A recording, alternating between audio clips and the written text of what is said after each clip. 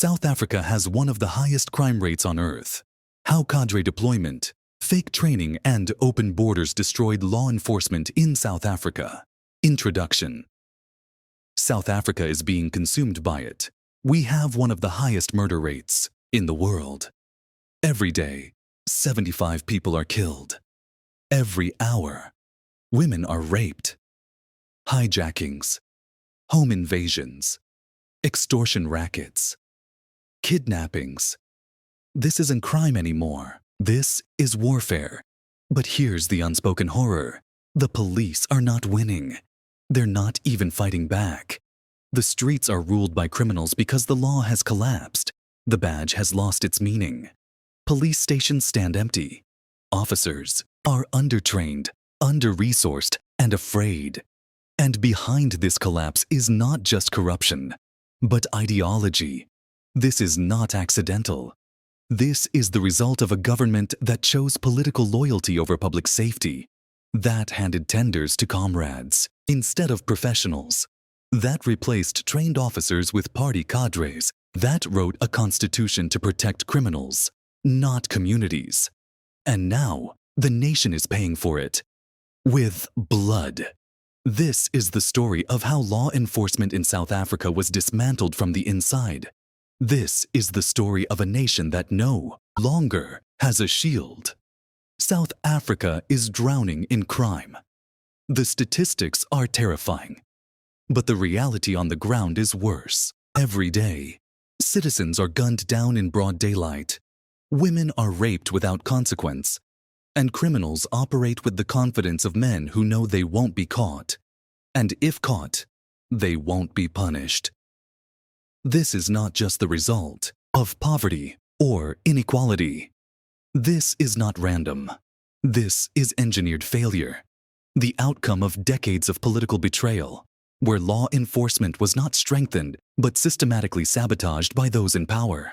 At the heart of this collapse is cadre deployment, a cancer that has replaced trained professionals with loyal comrades. Police command structures are no longer led by career officers with tactical skill or integrity, but by party faithful who owe their rank to politics, not merit. Then there's the fake training industry, a racket of bogus tenders handed to ANC-linked companies that have no business training anyone. Instead of preparing officers for the brutal streets of Johannesburg, Cape Town, or KwaMashu, they run glorified bush camps with outdated methods, no manuals, and no professional standards. Recruits leave these academies confused, unprepared, and frightened, sent to face AK-47s with slogans and broken radios. And as if that wasn't enough, South Africa's borders have been turned into a joke. While other African nations enforce immigration with ruthless precision, South Africa's gates have been thrown open under the myth of African unity. Syndicates, traffickers, and untraceable criminals now pour in through unguarded border posts, swelling the crime wave while the state applauds its Pan-African generosity. Meanwhile, the real enforcers, those who want to serve, are demoralized, disarmed by policy, and killed in silence. The people? Abandoned. Community patrols are rising, out of desperation, not choice. Private security is booming, because the police have been rendered useless by design. This expose is not for the faint-hearted. This is the truth, raw and unsanitized. This is how the shield of the nation was shattered, by the very hands sworn to uphold it. It's not the wealthy suburbs that feel the collapse first. It's the township dwellers, the rural poor, the single mothers, the grandparents raising orphans, the children walking to school in gang-infested zones. These are the people who have been completely abandoned by the state. They don't have armed response. They don't have electric fences or panic buttons. They don't have access to private security or gated communities. They only had one thing, the hope that the state would protect them. But now, even that is gone. When they call the police, no one comes. When criminals terrorize their street, they are told to open a case number, a case that will never be followed up. When a woman is beaten, raped, or robbed, She waits for hours, only to be asked if she has proof. In these forgotten corners of the country, the police are ghosts, and the government is an empty voice on a distant microphone. The state doesn't show up when gunshots echo in the shacks. It doesn't show up when children are recruited into gangs. It doesn't show up when a woman is stabbed in front of her kids. It doesn't show up when the only breadwinner is murdered for a cell phone. It doesn't show up at all. What it does do is appear every 5 years with a campaign truck, t-shirts, and a promise it has no intention of keeping. And so the people defend themselves with sticks, with whistles, with makeshift patrols, because they have no state, no shield, and no savior. This is the raw truth. The poor in South Africa have been left to fend for themselves in a country that promised to never leave them behind. There was a time when a police badge stood for something: discipline, courage, law, and order. That time is gone. In today's South Africa, the badge means nothing more than a payslip and a photo op, because behind the uniform, there's no real power, no real training, no real plan. Only chaos dressed up as transformation, and it didn't get here by accident. It got here through tender corruption, cadre deployment, and the total collapse of police training. This is not a force. This is a bush camp in blue. Welcome to the battlefield. The tender system that gutted police training. At the heart of the rot is the tender system, a criminal cartel masquerading as government procurement. Instead of awarding training contracts to policing experts, forensic instructors, or former detectives with global experience, SAPS hands multi-million rand tenders to ANC-linked companies that exist for one reason: to cash in. They have no training manuals, no vetted curricula, no experienced instructors, and often, no track record at all. They show up with copied materials, fake slides, and recycled struggle slogans, and call it training.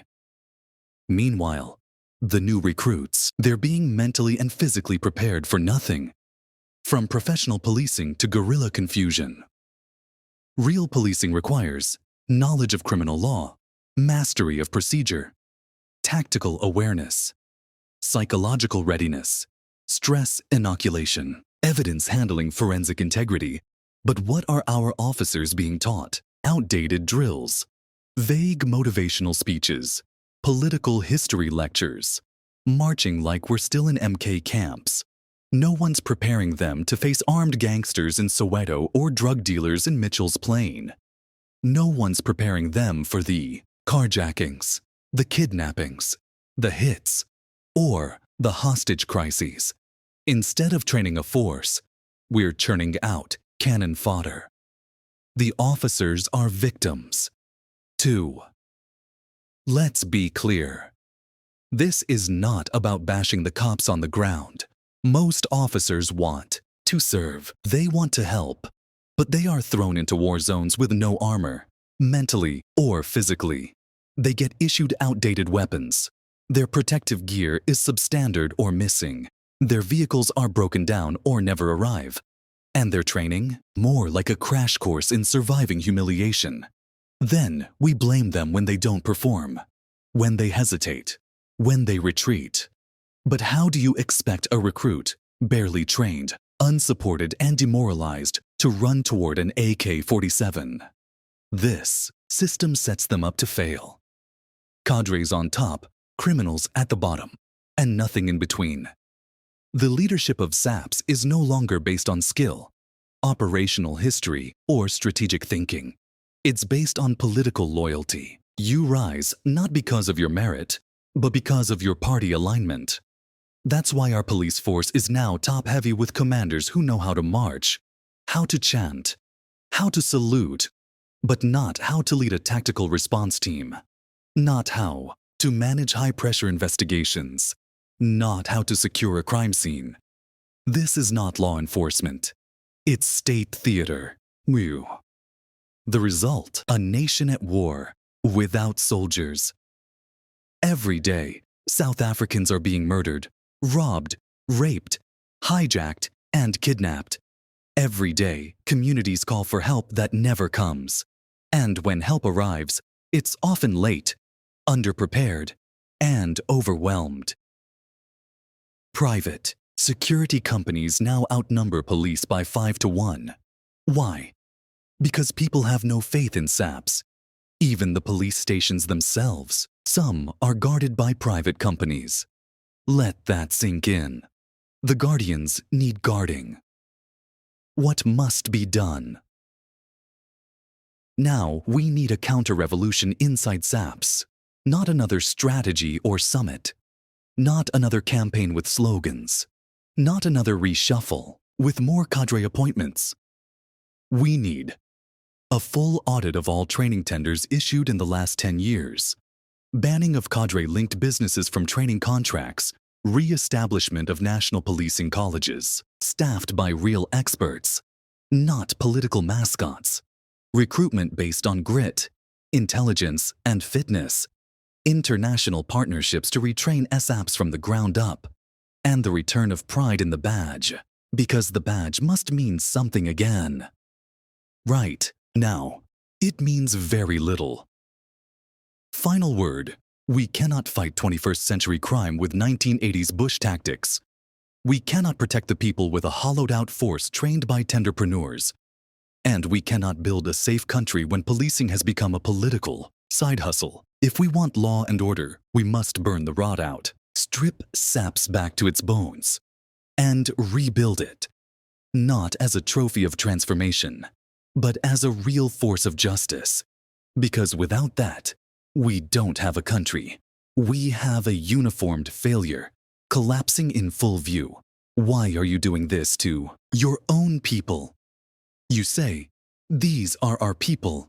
You say, we fought for them. You say, the struggle was for the dignity of Black South Africans. But look around. The taps are dry. The schools are collapsing. The clinics are overcrowded. The police are broken. The young are jobless. The streets are ruled by gangs. The poor are forgotten by their own government. So tell us, ANC, why are you doing this to your own people? You built your entire legacy on the blood of those who died for freedom. Now you run tenders that steal from their children. You use their pain to stay in power, then leave them to rot in the same shacks you promised to replace. You chant slogans about liberation, but you live in mansions guarded by private security. You say Ubuntu, but you practice plunder. You deploy cadres to every post, while the country burns. You protect foreign syndicates before protecting your own communities. You turn border towns into crime zones, hand police training to comrades, and call it transformation while your own people die without help. Why? Why are you gutting the very people you claim to liberate? Why are you feeding them lies, then calling them ungrateful when they demand answers? Why are you selling off the future for a fleet of SUVs, a convoy, and a flashing blue light? You say, we are the people's movement. But every township, every rural village, every burned-down school, every hijacked building, every mother without a job, and every father hanging his head in failure is asking one question. Why are you doing this to us? What kind of freedom feeds only the elite? What kind of liberation forgets its own? You can say what you like. You can write more slogans. But the truth is out. You have become the very enemy the people needed protection from. And the people are watching. You said these were your people. You said you fought for them. You said the struggle was for their dignity, for their freedom, for their future. So why are you doing this to them? Why are the taps dry? Why are the schools broken? Why are the jobs gone? Why are the police afraid? You chant the people shall govern. But the people are hungry. The people are terrified. The people are dying. And the truth is this. The people are no longer free. They are trapped. Trapped by your lies. Trapped by your theft. Trapped by your empty promises. Conclusion. When the state steps back, blood steps. in South Africa is not being policed. It is being abandoned by a state too corrupt to protect, too cowardly to admit failure, and too ideologically drunk to course correct. Let's speak plainly. Police stations have no vans. Officers are undertrained and overexposed.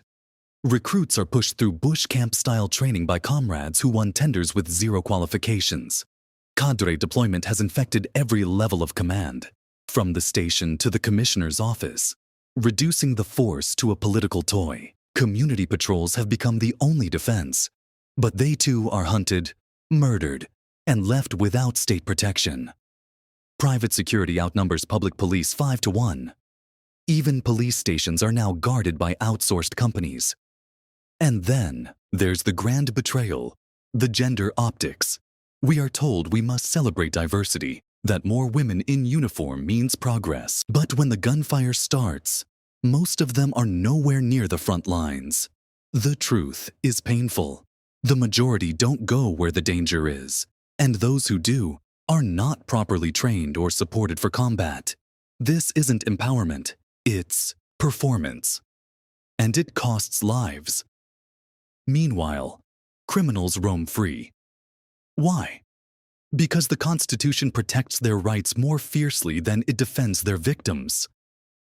Officers cannot shoot back, cannot arrest forcefully, must negotiate with armed killers while trying to survive under impossible laws written for international praise, not for local safety. And as if all this wasn't enough, the final insult, a borderless South Africa. While other African countries enforce immigration with force and pride, South Africa has torn down its fences and opened its gates wide, not to talent, but to syndicates, drug runners, and untraceable criminals who hide behind the ANC's Pan-Africanist slogans, while they terrorize the very people that party claims to liberate. The result? A country governed by criminals, policed by the powerless, and abandoned by the very liberation movement that promised justice. There is no safety, no order, just chaos wearing a blue uniform. A force that marches in parades, but doesn't arrive when the blood is fresh on the floor. This is not just failure. This is betrayal. And until we restore real training, enforce our borders, fire every incompetent cadre, and return the badge to its rightful meaning, we are not a country. We are a battlefield, and the people, they are left to survive on their own. Epilogue. A nation. Without a shield, there is a silence that falls over communities long after the sirens fade. It is the silence of mothers who no longer call the police, not because they don't believe in justice, but because they know no one will come. It is the silence of officers who want to serve, but are sent into darkness with no backup, no authority, and no belief from the people they swore to protect. Disarmed by the Constitution, South African police are powerless in the face of crime. In South Africa, criminals have more rights than their victims. That's not an opinion. That's the lived reality of every honest police officer on the ground, and every community bleeding under the boots of gangsters, rapists, and killers. The so-called most progressive constitution in the world has created a sick joke. Police officers are armed, trained, and deployed, only to be handcuffed by the very laws that should empower them. The criminal has rights. The officer has a coffin. The heart of the crisis is the dangerous utopian belief that criminals must be gently engaged, not stopped with force. Police officers are now expected to negotiate with violent suspects, avoid using deadly force even when shot at, observe every possible human rights provision, even while a community is screaming for help. This means a police officer can watch a known criminal, freshly caught in the act, murder someone or rob a store, but if they don't follow correct procedure, the criminal walks free, and the officer risks suspension or jail. What kind of system arms the criminal with legal shields, while stripping law enforcement of the moral right to act? The Constitution, written for applause, not for reality. This liberal constitution was drafted in a courtroom, not in a township. It was designed for international applause, not national survival. It protects ideals, not real people. Every clause about the rights of the accused was written with high-minded theory, not with blood on the floor. Now, officers at crime scenes are left with two choices: follow the law, die in the street, or break the law. Survive, but risk your job and freedom. This is why many SAPS members, especially those with families, no longer rush to crime scenes. They know they're walking into a trap, not set by criminals, but by the law itself. Criminals know they're protected. Gang leaders know the playbook. Kill a cop? Run. Even if caught, the trial will drag. Evidence will be thrown out on technicalities, and if the cop shoots first, there's a human rights lawsuit waiting, fully funded by NGOs obsessed with criminal welfare, not community justice. Criminals have mastered the system better than the cops have. They know the arresting officer must have bodycam proof. They know they cannot be restrained too forcefully. They know their statements must be voluntary. They know that with a good lawyer and a few delays, they'll walk. Meanwhile, the victims, dead, forgotten, buried. Why police retreat? And who replaces them? This is why communities now form vigilante patrols. Why private security guards, armed and unafraid, are now the real first responders. Why even police stations are guarded by private companies, because the cops themselves are no longer willing to take the risk. And who could blame them? You can't shoot unless shot at. You can't detain unless you negotiate. You can't act on instinct. You must second-guess every move in a life-or-death moment. This isn't law enforcement. This is law paralysis. The war is one-sided. We are at war. But only one side is fighting. The criminals are organized. They're brutal. They're protected by both syndicates and the state's obsession with liberal optics. The police? Disarmed by policy, demoralized by leadership, discarded when they act, and forgotten when they fall. What needs to change? Restore force authority. Police must be allowed to act with decisive legal force. Deadly force must be on the table, because this is not Europe. This is a battlefield. Scrap ideological policing. Stop training cops to respect criminals more than they respect victims. Put community safety first. The rights of law-abiding citizens must outweigh the technical protections of known killers. Until then, the gunmen will keep shooting, the gangsters will keep rising, and the police will keep retreating, not out of cowardice, but because the system itself has made them victims too. Policing in South Africa. Guns without power. Crime without consequence. South Africa is not just a country with high crime. South Africa is a crime state where murder is normal, rape is expected, and justice is optional. A place where the law is written in theory, but crime is enforced in practice. And the police, they're stuck in the middle. Armed but neutered, deployed but disrespected, present but powerless. The numbers are a slaughterhouse. We rank among the highest in the world for murder, rape, kidnapping, car hijackings, armed robberies. This is not a crime wave. This is a national identity crisis. Crime is no longer something that happens. It is something that defines South Africa. But here's the twist. It's not because we don't have police. It's because the police can't police. The uniform is a joke. The badge, a curse.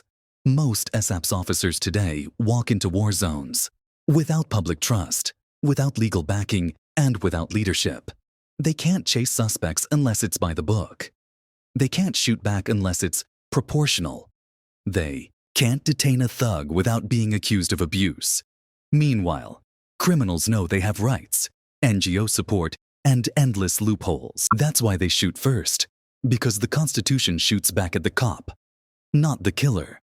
From law enforcement to parade squads, today's police service has become a theater unit, trained for ceremonial parades, public relations stunts, and diversity promotions. But when the bullets fly in townships, informal settlements, or the CBD, the response time is a joke. If they show up at all, the officers themselves know the truth. They are underpaid, undermanned, unarmed in spirit, even if not in gear, and unprotected by the law. They fear what every officer knows deep down. One wrong move and you'll be in court instead of the criminal. We have more private security than police. South Africa is the only country in the world where private security outnumbers public police by 5 to 1.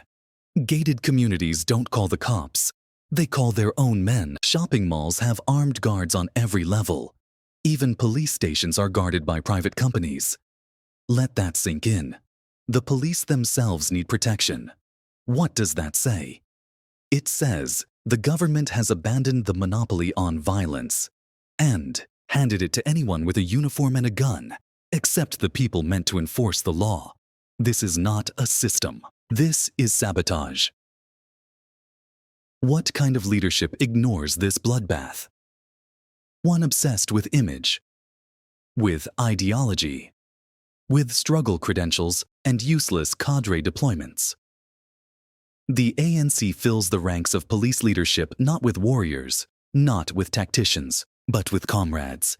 Comrades whose loyalty is to the party, not the people. They are not police chiefs.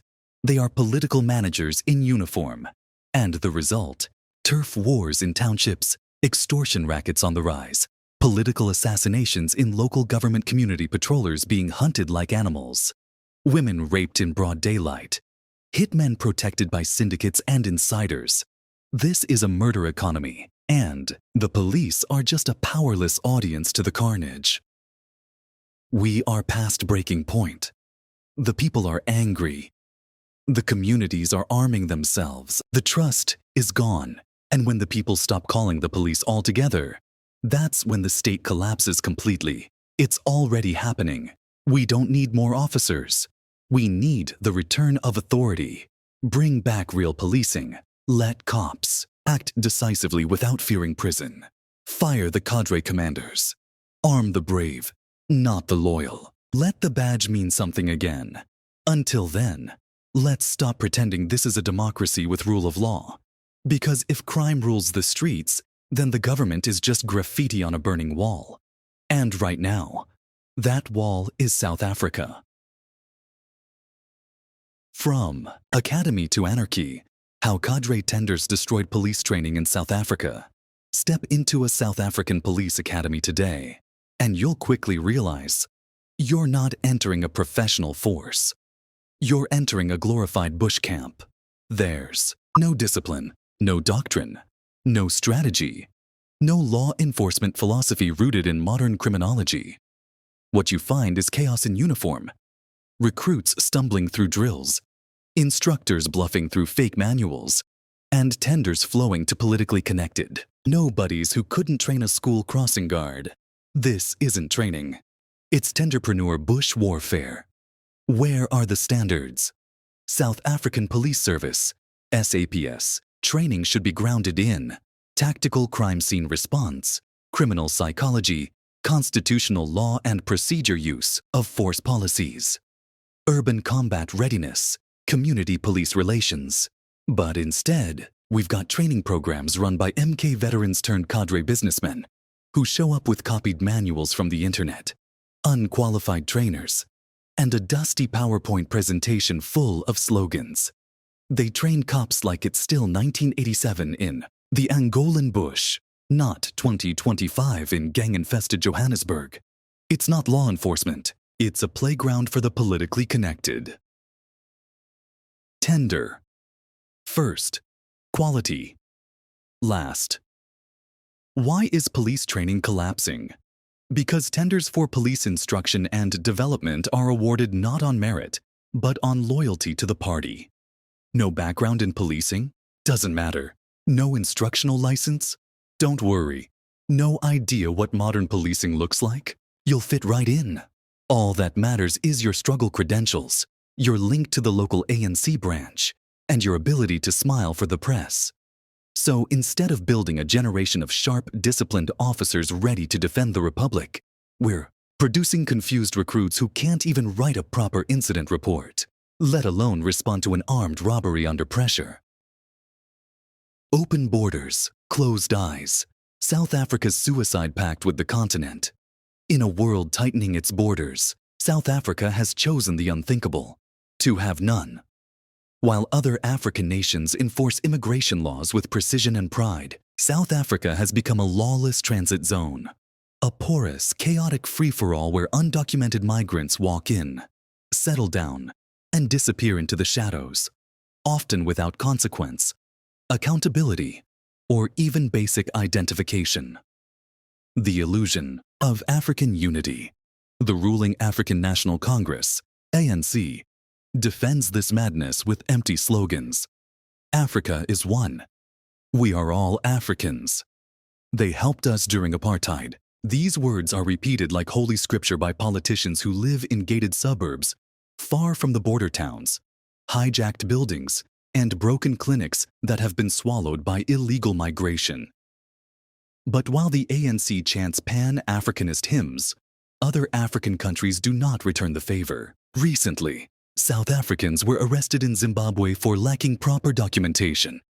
In Botswana, even stepping over the line without a passport invites detention or fines. In Kenya and Zambia, immigration laws are tightly enforced. No passport, no entry, no exceptions. This isn't xenophobia. It's called sovereignty. It's called protecting your citizens. It's called leadership. South Africa, on the other hand, has confused suicidal generosity with diplomacy. It has abandoned the basic duty of a nation to protect its people, its land, and its future. A state without borders is not a state. Go to our borders and see for yourself. In Musina, in Komatipoort, in parts of KwaZulu-Natal and Limpopo, the borders are an open joke. Fences are down. Guard posts are unstaffed. Smugglers, traffickers, and criminals walk in without fear. In fact, South Africa has no functioning immigration policy worth the name. Home Affairs is overwhelmed. Law enforcement is under-resourced and under pressure. And the political class, obsessed with outdated liberation loyalty, is asleep at the wheel. The consequences are brutal. The results of this open-door disaster are visible everywhere. Overburdened clinics, where South Africans wait hours behind undocumented migrants. Overcrowded schools, forced to serve communities they weren't built for. Hijacked buildings, turned into dens for syndicates and criminal operations.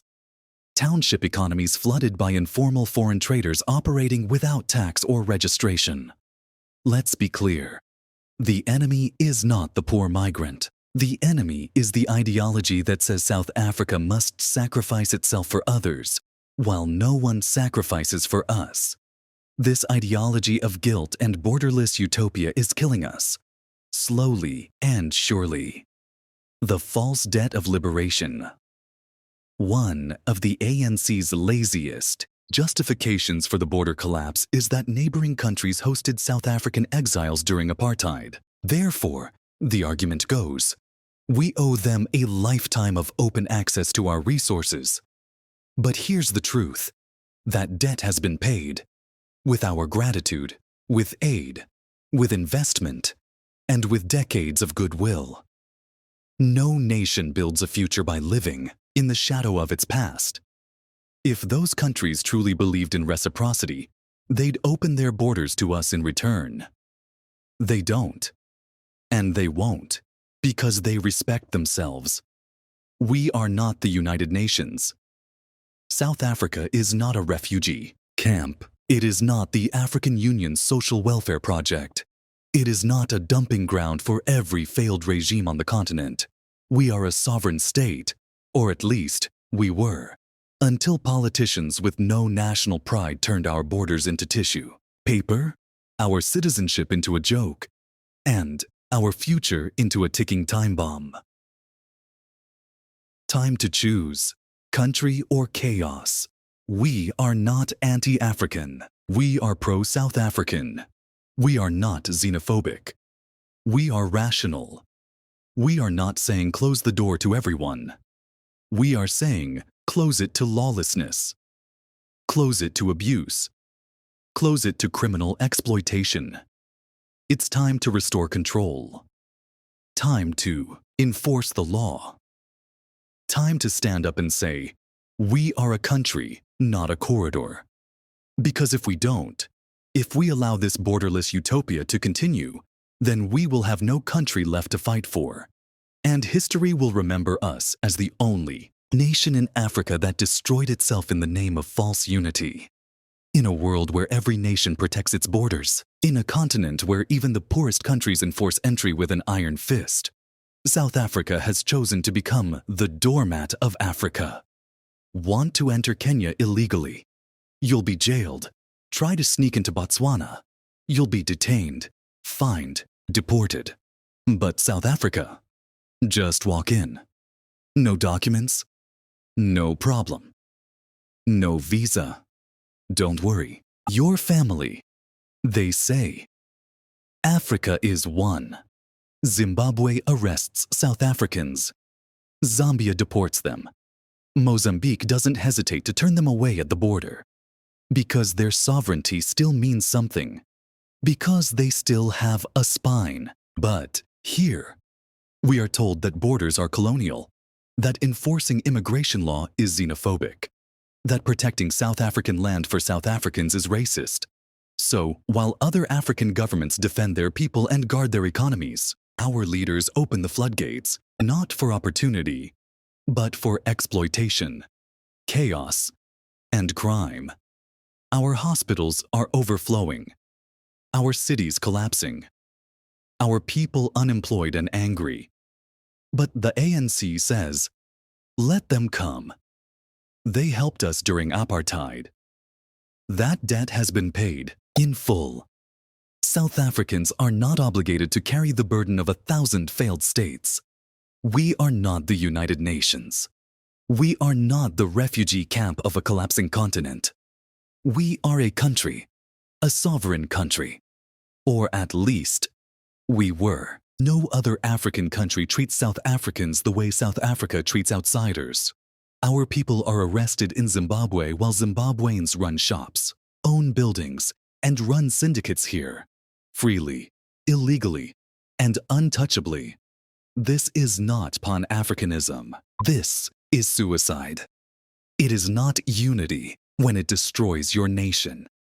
It is not Ubuntu when your children go hungry while you feed everyone else's. A country without borders is not a country. A national reliance on private security. South Africa has one of the largest private security industries in the world, with more private security personnel than the South African Police and South African Defence Force combined. The public's loss of faith in state policing has driven both households and businesses to seek private protection. A jobs engine for the working class.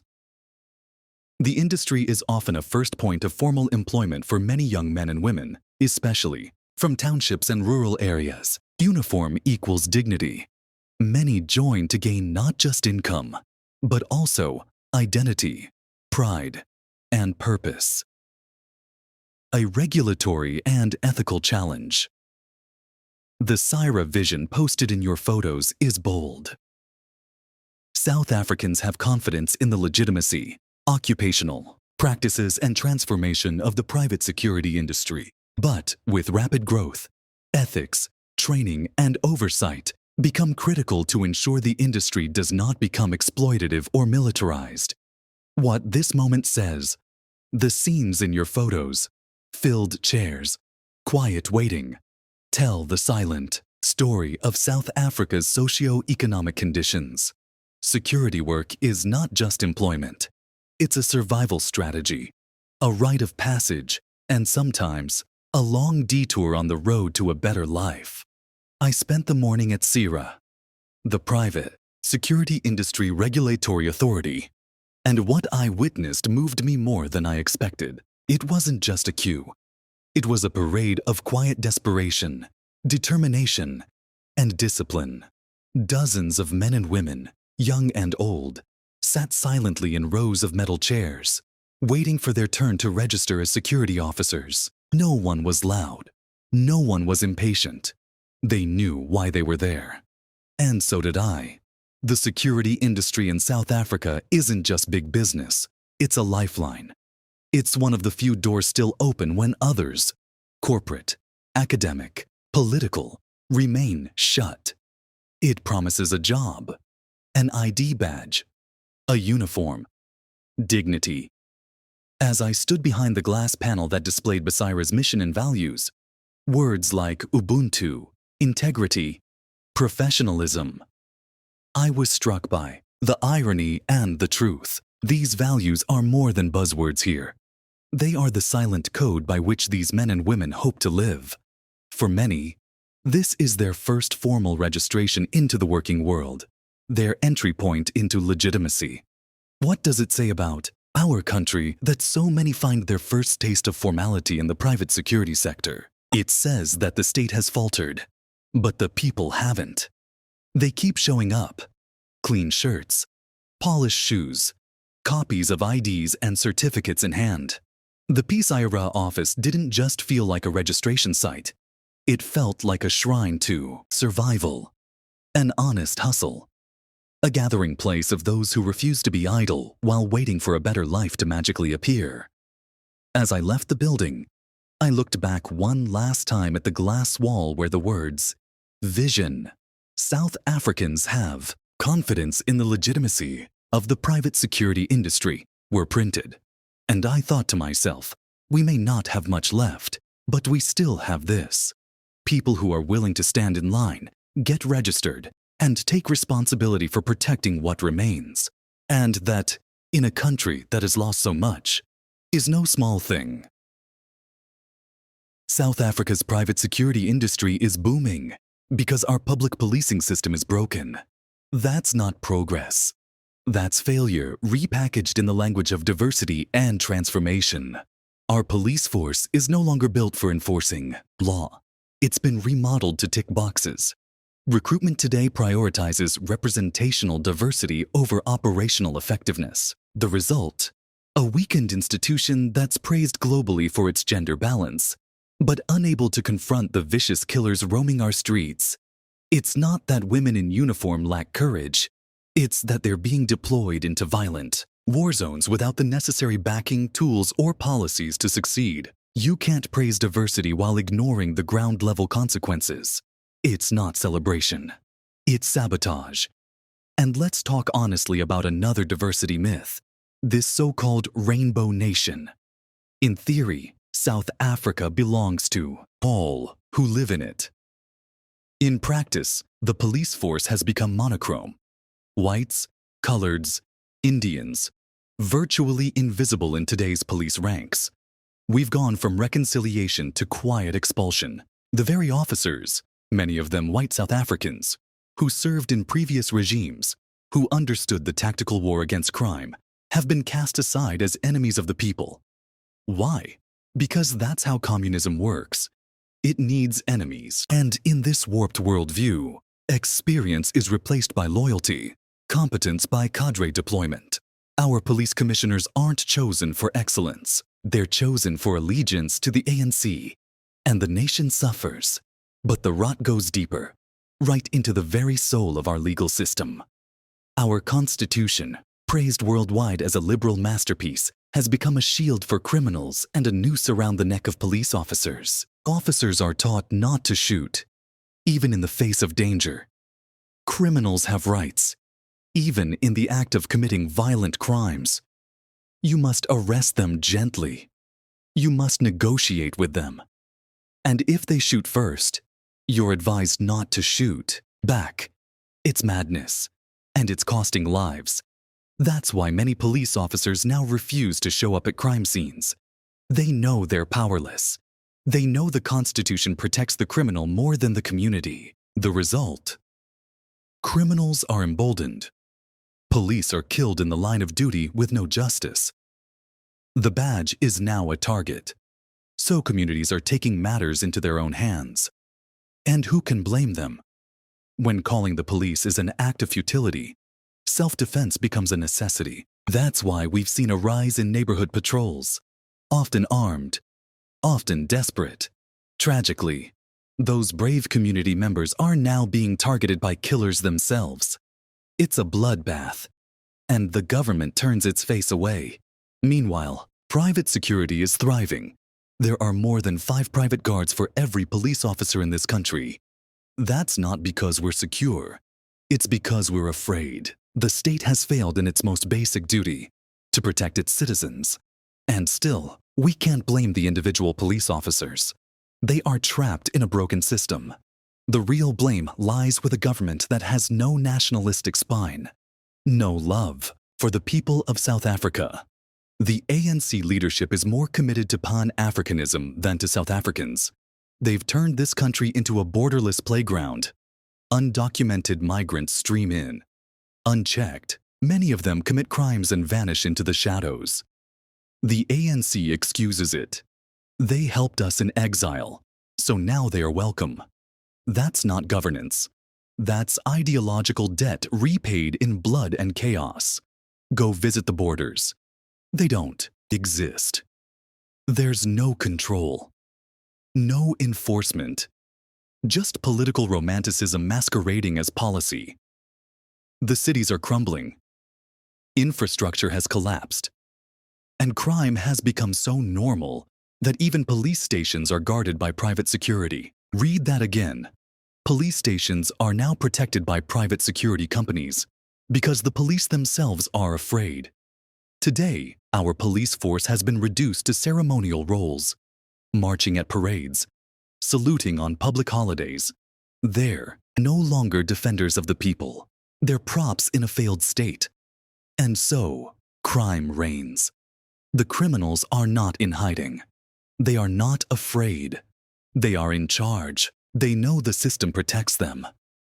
South Africa, once a beacon of possibility, is now a crime scene.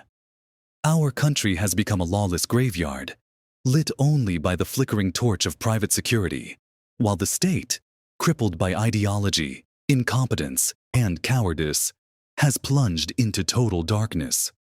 At this moment, I would lie us to pause and dwell on the issue of too many women police in South Africa. Let's stop lying. Policing is not a fashion show. It's not a celebration of gender equity. It's war. It's the front line between order and anarchy. But in South Africa, the police service has been turned into a social experiment, an ideological pet project. Politicians beam with pride when they speak of diversity and the growing number of women in uniform. But they never mention that those same women are being thrown into gunfights, ambushes, and urban warfare without the training, the backup, or the sheer physicality needed to survive. You cannot fight savage crime with press, releases, and pretty quotas. Criminals don't care if you're a man or a woman. They don't back down out of respect for representation. When bullets fly, ideology dies. This is not an attack on women. It's an attack on the lie. The lie that representation is more important than readiness. The lie that a photo of a female police commander means progress, even when the murder rate climbs and police run from crime scenes. The lie that inclusive policing matters more than effective policing. We were told we needed more women in blue. Fine. But what we got was a force unprepared for what the streets demand. Grit, force, fearlessness, physical strength, and tactical aggression. We are not Sweden. We are not Denmark. We are South Africa, a country where criminals strap on rifles, execute hits in daylight, and kill cops without blinking. This is a war zone masquerading as a democracy, and you don't win wars by appeasing HR policies. You win wars by deploying the strongest, smartest, and most savage defenders of peace, regardless of race or gender. That means bringing in veterans. That means using wisdom from the past. That means ditching cadre deployment and installing warriors, not comrades. We need to stop recruiting based on checkboxes. Stop this clown show of tokenism. South Africa doesn't need more PR-friendly policing. We need hardened crime fighters. Until then, the streets will keep bleeding, criminals will keep ruling, and police stations will keep hiring private security to guard their gates while officers inside sip tea behind locked doors. Enough is enough. So, let's stop pretending. Most of the women in the police service don't even go there. They're not the ones responding to violent scenes. They're not the ones running toward gunfire. They're not confronting killers, gang bosses, or armed robbers. They're in the offices, filing reports, doing admin, managing HR, standing on parade for photo shoots and press optics. This isn't misogyny. This is reality. We've created a theater of policing where uniforms are worn, but the battlefield is avoided. Where the presence of women is used as a PR stunt to tick transformation boxes, while the real front line, the war zone of hijackings, gang violence, political assassinations, and home invasions, is avoided entirely. The men, especially the few who are actually street-bred and still have guts, are left to face the worst. They're sent into situations where bullets don't care what gender you are. They bleed alone. They die alone. While the brass above celebrates how diverse and progressive the service has become. This is not to say women are incapable. There are rare exceptions. Tough, trained, and fearless. But they are the exception, not the rule. And the rule is this. Most of the women in policing today don't do the dirty work. They don't go into the fire. They don't knock on the doors where killers hide. They don't storm buildings. They don't get ambushed on rural roads. They don't get sprayed with AK-47s in gang territory. Yet they rise in rank. They get promoted fast. Why? Because the system isn't built on merit. It's built on appearances. Meanwhile, those who do the real work, the few who still dare patrol the streets, are underpaid, overworked, and unsupported. And when they die quietly. No hashtag, no feminist outrage, no public apology from the state. Because truth be told, this isn't about women's empowerment. It's about political theater. And while we put on this show for international applause, the streets are soaked in blood. We don't need more photo op. Policing. We need warriors. And warriors don't hide behind diversity statistics. They show up where it's ugly, where it's deadly, where it's real. They go there. They say South Africa has one of the most progressive police services in the world. They say it's a model of transformation. They say we've come far. Look, we have more women in uniform than ever before. But here's what they don't say. The women police don't go there. They don't go to the places where bullets fly and bodies drop. They don't knock on the doors of killers. They don't chase gang leaders into the dark. They don't show up when the heat is real, when it's life or death. We've built a hollow monument to inclusion, a police service that looks good on paper, but is powerless on the ground. While the real crime fighters, those who still have the guts, are left to die in silence. This is the confession of one of the killers behind the assassination of Sindiso Magaka. He says, around July 11th, 2017, I received a call while I was at Betrayal Center in Durban. I was asked to come downstairs by someone I knew. When I got there, he was standing with another man. They told me there was a job in Umzimkhulu. I asked what kind of job. They said someone in the Umzimkhulu municipality was threatening to report others for corruption. They didn't mention the name. They said we'd meet more people about the job the next day. The following day, we met again. At the meeting were myself, this killer, that killer, and others. One of them told us he had been sent by 2 senior officials, the municipal manager and the mayor. Their request: kill the man who wanted to expose them. They offered $120,000 for the job, to be paid after it was done. Then we'd be rewarded with a tender worth our $1 million. I told them I knew nothing about tenders. One of them promised to teach me how to apply and said everything would be arranged. On July 12, 2017, we drove to Umzimkulu in 2 vehicles, a Mercedes-Benz and a red BMW. Upon arrival, those familiar with the area showed us the victim's house. We had been given his photo. That day we spotted him, but police were nearby, so we didn't act. The next day, July 13th, we returned. We saw his car parked near a car wash. He was inside. I walked up to the car to check for disturbances. There were none. I called the other, killer who had the AK-47. He came from the bush, approached the car, and opened fire. I fired warning shots to keep people at the car wash back. The job was done. We drove back to Durban. Later that day, the payment of $120,000 was made in cash at Berea Center. We were told not to worry about police. One of the killers claimed that police intelligence had been informed and officers would look after us. The AK-47 and Mercedes-Benz, he said, belonged to police.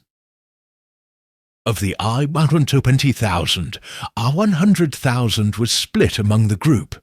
Each got $20,000. The remaining $20,000 was given to a police officer who had looked after us. That killer personally delivered the money and phoned the officer to confirm.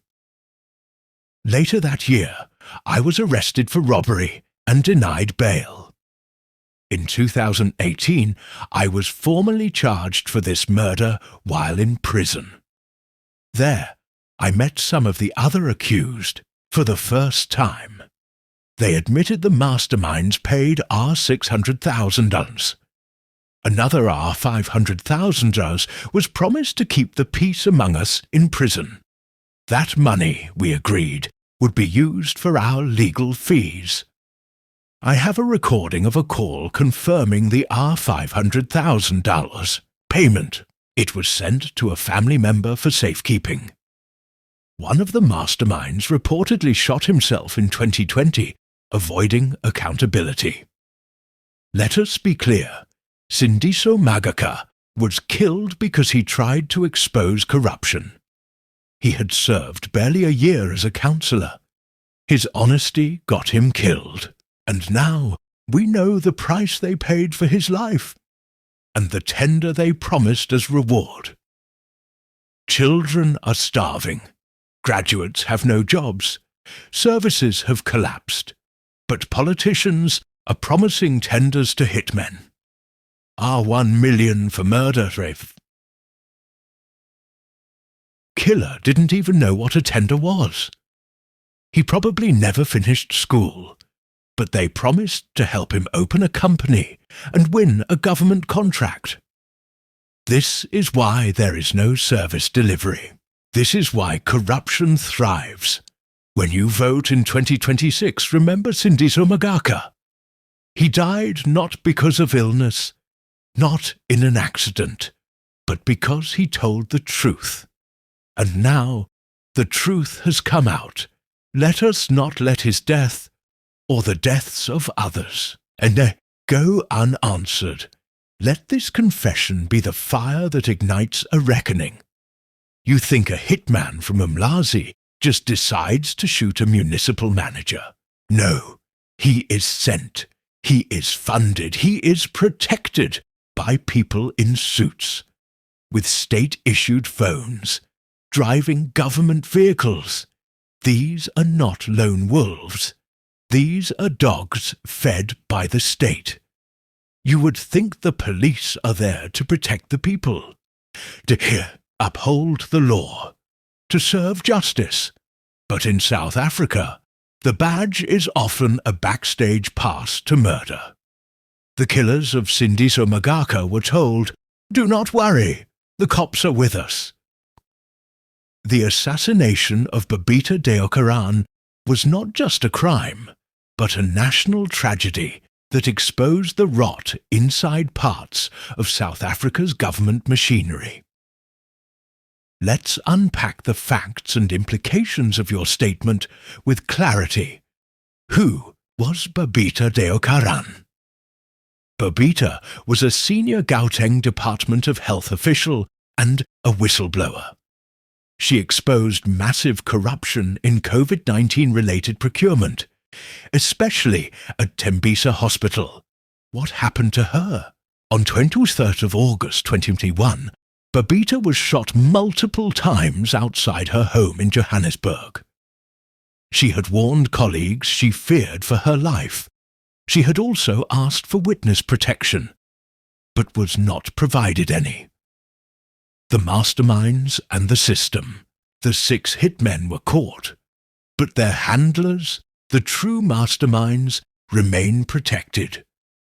Babita had flagged 850 million rands in suspicious payments. Some of those flagged contracts were linked to people with connections to powerful ANC-linked individuals. The role of government agencies. You asked, is the government responsible? Here's the brutal truth. Yes, by failure, silence and complicity. Gauteng Department of Health did nothing to act on her reports. NPA, National Prosecuting Authority, and State Security did not protect her, even after she raised alarm bells. Some insiders from Tembisa Hospital were allegedly tipping off external forces, an inside job in a public hospital. There has been no action against high-level officials, even though forensic reports revealed shocking corruption tied to Babita's work. What does this mean? This was a state-enabled assassination. Whether by willful inaction, cover-up, or institutional betrayal, the South African state apparatus bears responsibility. It allowed her to be isolated, hunted and killed, not by strangers, but by systems that were supposed to defend her. This is bigger than Babita. Her death symbolizes the death of integrity in public service. When honest civil servants are murdered and no one at the top is held accountable, we are no longer governed. We are ruled by impunity. The verdict: who killed Babita Deokaran? The trigger was pulled by hitmen. The gun was loaded by a corrupted health system. The shot was allowed by compromised state. Let me revisit this chilling story, this time in details. Bandages and blood money. How the sick became collateral in South Africa's corruption war. They didn't just steal money, they stole life. In the heart of Tembisa, where the dirt pour queue for hours, where nurses pray for gloves and babies are born on blood-stained sheets, there was a woman who refused to look away. Her name was Babita Deokaran. She didn't wear a cape. She didn't hold rallies. She didn't scream on stages. She quietly did her job, and she did it well. Inside the Gauteng Department of Health, Babita stumbled upon a rot so deep it made her sick. A tangled web of shell companies, inflated prices and ghost suppliers, all feeding off the Tembisa Hospital, a place meant for the forgotten, the poor, the struggling. She flagged 850 million rands in suspicious payments.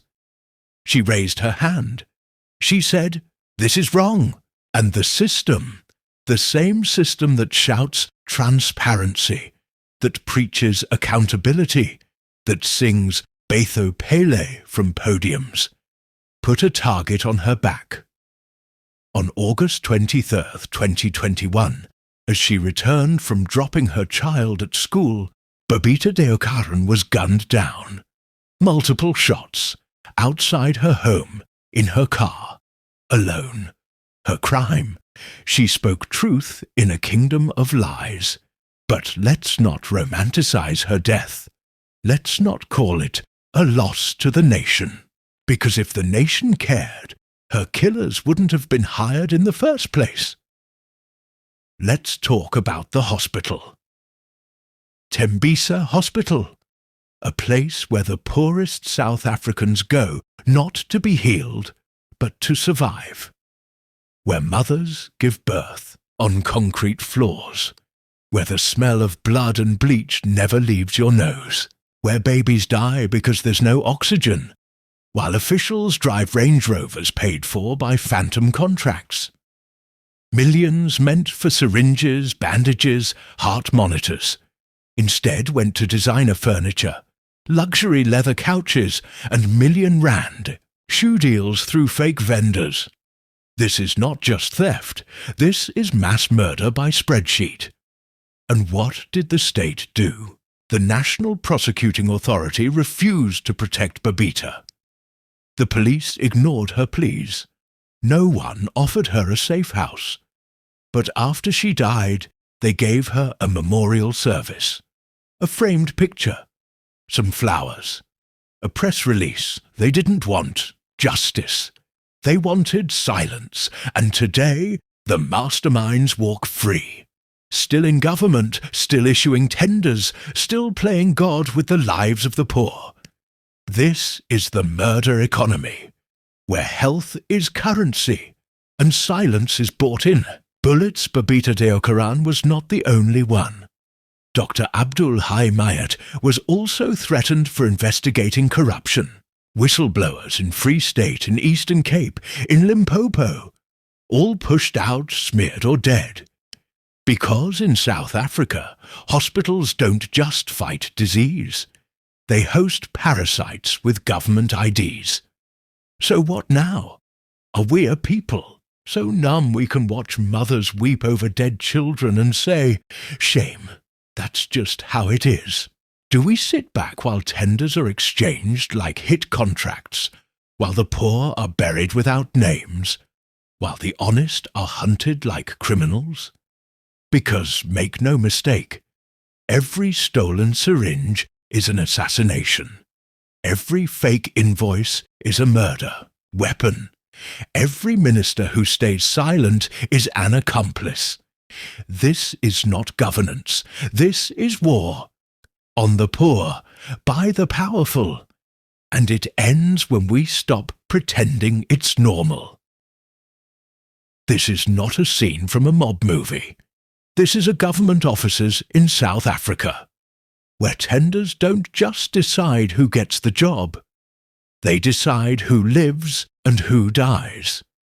If you are loyal to the network, you get the tender. If you speak out against the theft, you get the bullet. This is not a metaphor. Let me show you. Here is a courtroom confession of a man who killed Sindiso Magatai. This is a confession soaked in blood. Man tried to stand up. He believed truth still had a place in our broken nation.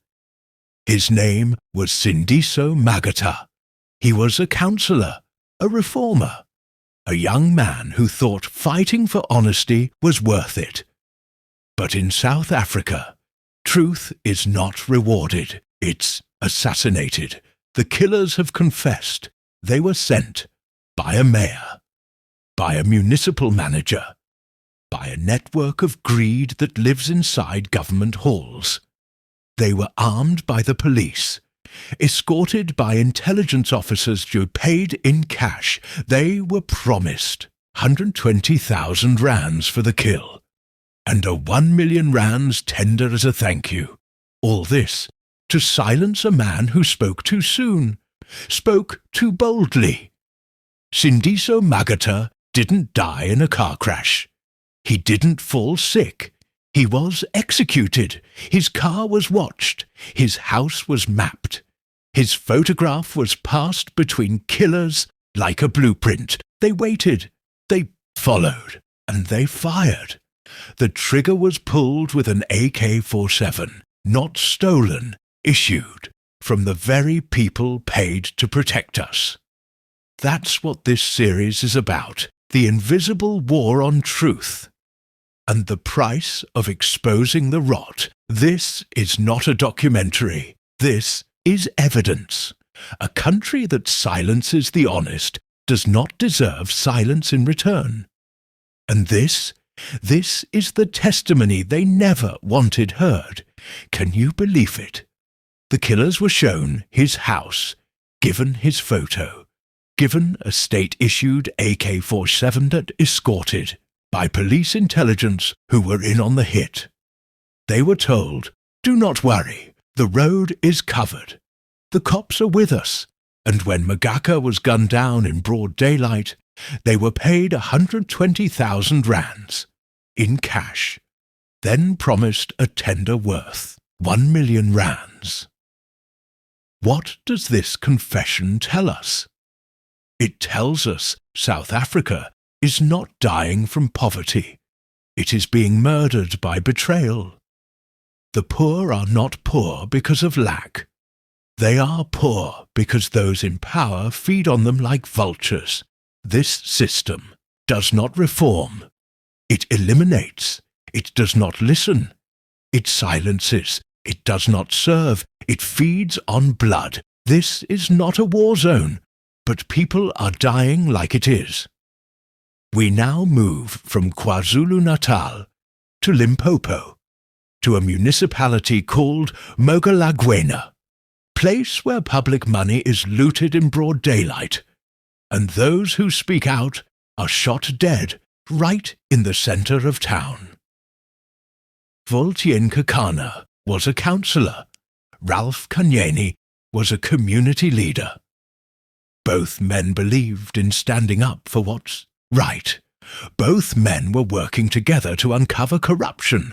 Both were assassinated in broad daylight while sitting inside a car. No warning, no protection, just bullets and silence. What were they exposing? Tenders awarded without process. Millions siphoned off to cronies. Public funds meant for water, clinics, roads, gone. When they asked questions, they were told to back off. When they refused, they were killed. The price of truth. 2 lives, 1 car. Broad daylight, middle of town. No arrest. No convictions. Just cold blood on hot tar. And a whisper among officials. This is what happens when you expose the comrades. Understand this pattern Magaka, in KwaZulu, Natal Valting Kakana, and Ralph Kanyani in Limpopo, Babita Deokaran and Gauteng, hundreds more across the country. The story is always the same. Expose corruption. And you're marked. Ask questions. Ijor. And you're erased. Fight for the people. And you get a bullet, not a bonus. This is no longer misgovernance. It is terrorism by officials. This is not politics. This is not maladministration. This is political terrorism. The state is at war with its own truth-tellers. But these are not just stories. They are evidence. Evidence of for South Africa has become a nation where truth is fatal and silence is rewarded. You have a voice, you have a vote, and you have a choice. To keep pretending this is democracy, or to rise and dismantle this bloody machinery, the anatomy of a weaponized tender first, a public service, water, electricity, school books, is deliberately sabotaged. Then a tender is issued to fix it. the tender goes to a comrade's cousin, uncle, or shell company. Money is drained, the service is never delivered. And when someone dares raise the alarm, they die. Because now the tender system isn't just theft, it's state-sponsored murder for profit. Tender as reward, bullet as punishment. Welcome to the tender-hitman pipeline, where political connections hand out contracts, and those contracts create killers. Remember Sindiso Magata? His killers were promised a 1 million rands tender as payment for the hit. Let that sink in. A government tender, not used to build, but used to pay for an assassination. The cachet, poor stay poor. The tenders go to ghost companies. The roads remain broken. But a few comrades get rich, and the dead pile up in silence. The ANC doesn't just steal, it kills to keep stealing. When your child drinks brown water, dirty water, when your clinic has no medicine, when your township floods every year, you must know the money was not lost, it was redirected into tenders, into hitmen, into silence. Here are young men in townships, hungry, angry, unemployed. They are recruited by ANC comrades not for work, but for eliminations. A competitor? Take them out. A whistleblower? Silence them. A counsellor asking questions? Make them disappear.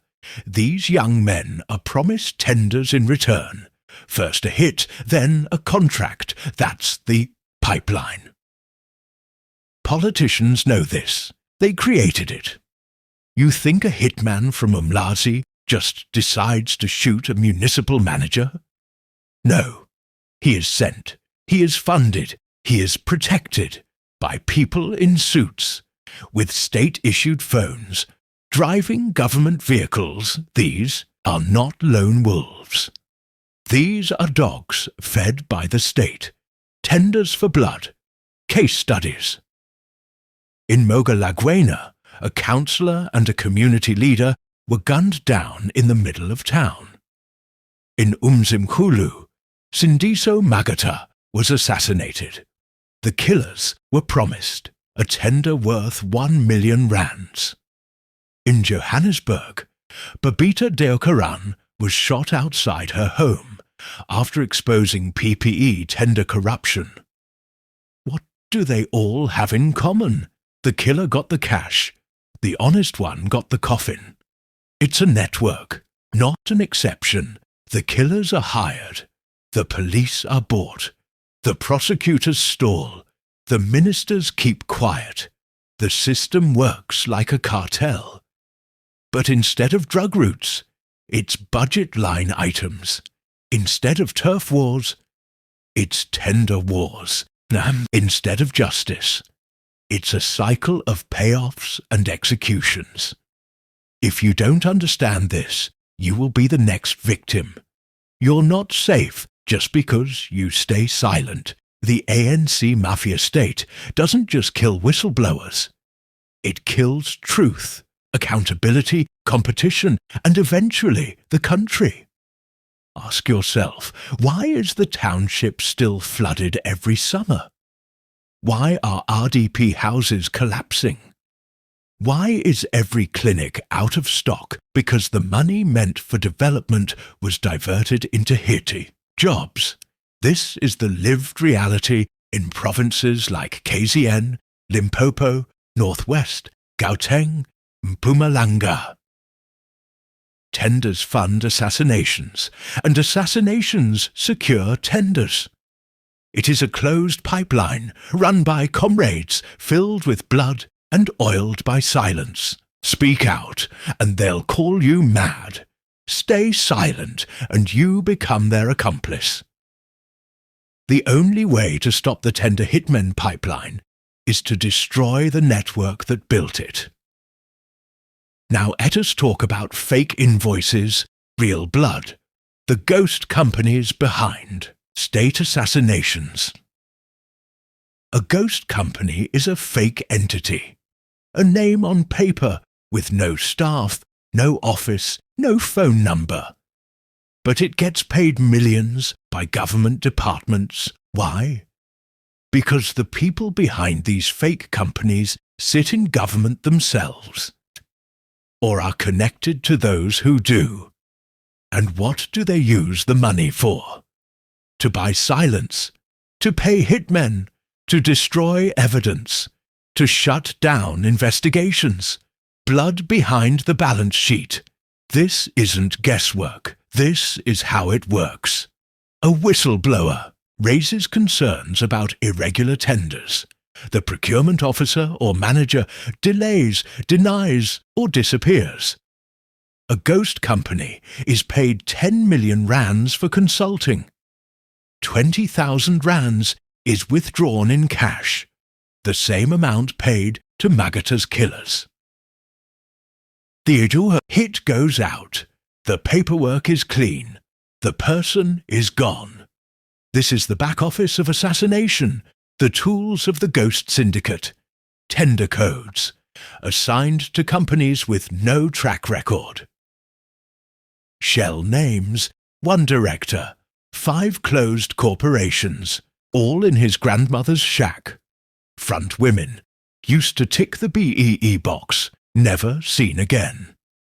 Disappearing money, traced to luxury watches, AK-47s and getaway cars. And here's the killer part. These companies still receive clean audits because the system checks paperwork, not people. This is how the ANC funds its war against the truth. While the public waits for textbooks, the ghosts get paid. While hospitals run out of medicine, the hitmen run their rounds. While activists are buried, the comrades smile in Dubai. This is not poor governance. This is engineered destruction. Ghost companies are not accidents. They are part of the machine. Why does it matter? Because every time you hear 300 million rands disappeared. You need to ask, who died for that money? Because some of that money didn't disappear. It paid for funerals, for bribes, for bullets, and the people who signed off on it still sit in municipal chairs, national offices, and parliament seats. Smiling, untouchable, and soaked in blood, this country is not just being stolen. It's being murdered, and ghost companies are the assassin's bank account. When your child has no water at school, remember this. When your mother is sent home with no medication, remember this. When the next counsellor is gunned down, remember this. Fake invoices, real blood. The killers of Sindiso Magaka were told, "Do not worry, the cops are with us."